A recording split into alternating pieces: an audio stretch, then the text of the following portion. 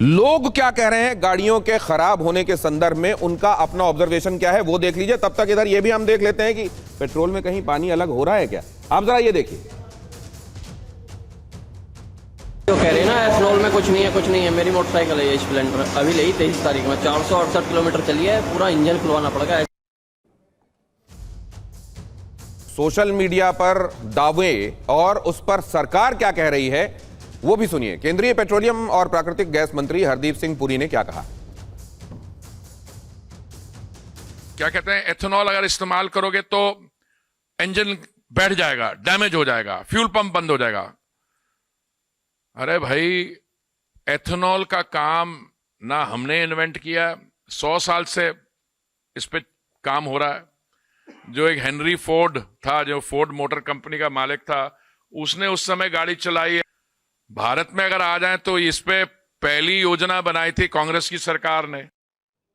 पहली योजना बनाई थी कांग्रेस की सरकार ने, यह बात भी कही जा रही है। लेकिन मैं एक बात जानना चाहता हूं, ये E10 वाला सुझाव जो दिया जा रहा है कि विकल्प के तौर पर वहां पेट्रोल लेने वालों को E10 भी मिले तो समस्याएं बहुत हद तक काबू में आ सकती। बिल्कुल आ सकती हैं। और क्योंकि जिन गाड़ियों को समय से पहले बनाया गया था, जो कि E10 या E15 कंप्लायंट गाड़ियां हैं, उनकी प्रॉब्लम बिल्कुल सॉल्व हो जाएगी। And let the consumer make the choice.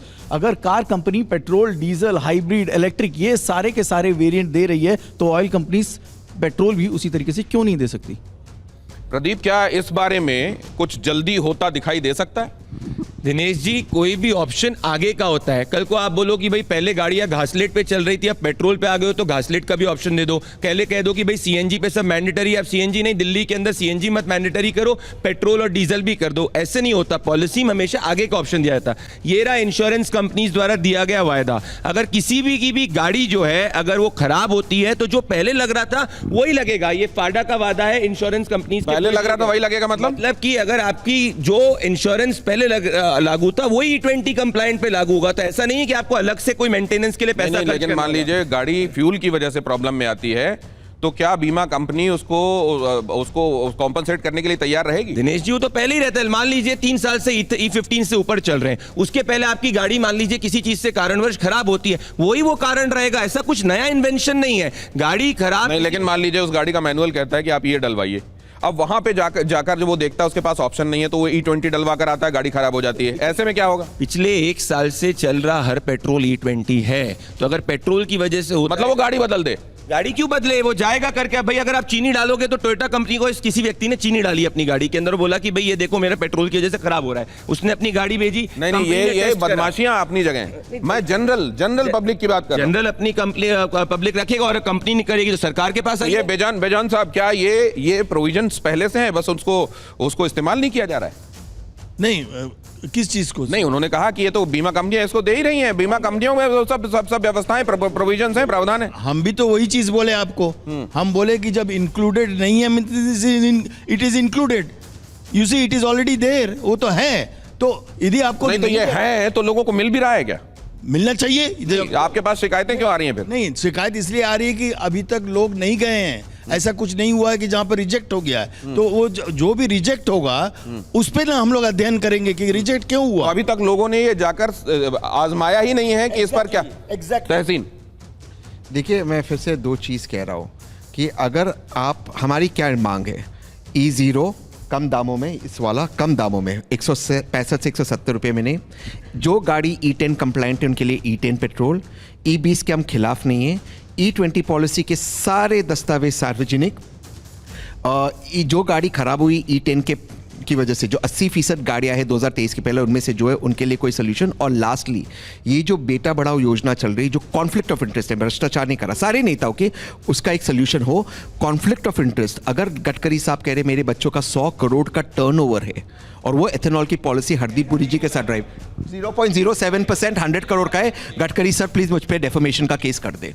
ये इस पर जवाब लेता हूं मैं। ये बात ध्यान में रखिएगा, लेकिन पहले मैं जरा ग्राहकों का हित और पब्लिक इन जनरल का हित ध्यान में रख के इस चर्चा को आगे बढ़ाता हूं। मैं फिर से गुजारिश करूंगा कि जहां तक हो सके पॉलिटिकल चीजों से परहेज कीजिए, ताकि जनता के मुद्दा। आप जरा यहां पर देखिए, वो ये कह रहे हैं कि भाई अगर मंत्री जी के परिवार में ही किसी का इस तरीके का बिजनेस है जो कहीं लाभान्वित हो रहा है, तो क्या ये कॉन्फ्लिक्ट ऑफ इंटरेस्ट नहीं है? इसका जवाब लूंगा प्रदीप भंडारी से। लेकिन अभी तक हमने सिर्फ ये देखा है कि खराब हो रही है गाड़ी, नहीं हो रही है, माइलेज डिप हो रहा है, नहीं हो रहा है। अगर हो रहा है तो इसमें कॉम्पनसेट कैसे होगा, लेकिन अभी वक्त यह भी है आपको बताने का कि गाड़ी में दिक्कत आती कैसे है, कहां आ जाती है, क्यों आती है, और इसको थोड़ा थोड़ा अंदर बैठ के समझने की जरूरत है, बाहर बाहर से नहीं, करसरली नहीं।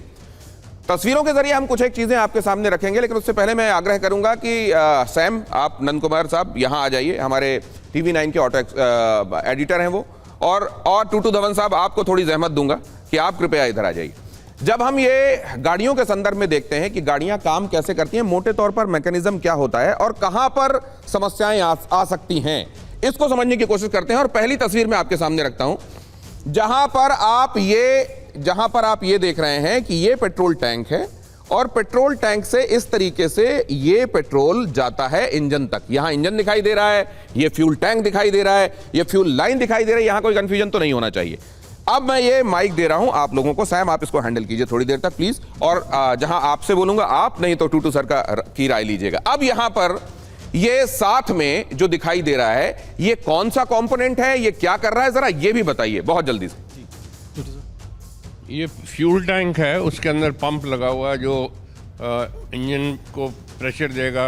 अच्छा। आजकल जो फ्यूल इंजेक्टेड गाड़ियां तो ये फ्यूल टैंक है, यहाँ ये फ्यूल टैंक के अंदर पंप लगा हुआ है। ये पंप लगा हुआ है, इसी पंप के जरिए वो फ्यूल जाता है इंजन तक जी, और इंजन में जाने के बाद आगे की प्रक्रिया होती है। तो इतना अगर आप समझ गए हैं कि ये जो आपको यहां दिखाई दे रहा है ये फ्यूल टैंक, इस फ्यूल टैंक से इस पंप के जरिए ये पेट्रोल आगे इंजन तक भेजा जाता है। ये फ्यूल लाइन दिखाई दे रही है, ये है फ्यूल लाइन जिससे होकर ये फ्यूल जाता है इंजन तक। ठीक है ना सर, टूटू सर, ऐसा ही है ना? कहीं गलत हो तो टोकिएगा, जो मेरी जानकारी है उसके हिसाब से मैं अपने दर्शकों को बता रहा हूं। अब जरा अगली तस्वीर की तरफ आइए। अगली तस्वीर की तरफ जब आप आएंगे तो चीजें बहुत हद तक स्पष्ट होनी शुरू हो जाएंगी।